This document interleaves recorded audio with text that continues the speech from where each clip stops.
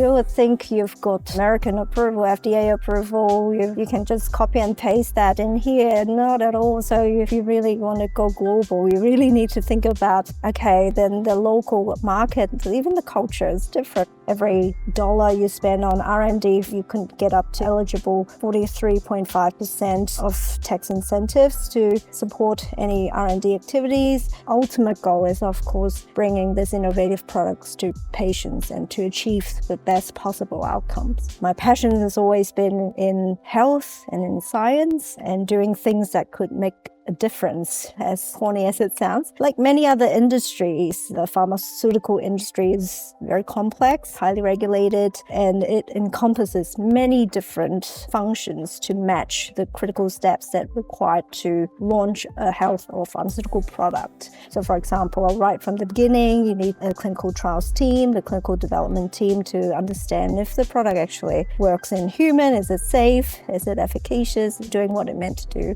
I feel that I could make a bigger impact if I'm not just working for one company, and that's when I first started 4 years ago, PharmaVerse, to help other pharmaceutical companies have that insider knowledge to help strategically plan commercialization or launching of products. There's a lot behind the scenes. Yeah, so the government obviously do their job. They're very tight with budget, but they want to improve access to innovative medicines as well. While the budget is not increasing, Australia spends 19.1 billion a year on prescription medicines, although actual spend is 12 billion because of there are rebates involved with the pharmaceutical companies. In a sense, it's a great system to enter because you know you can expect how much profit or what's the price that you could get. There's a lot of transparency about where the product is sitting with that approval process of getting drug reimbursed. And at the same time, it's also tough to get through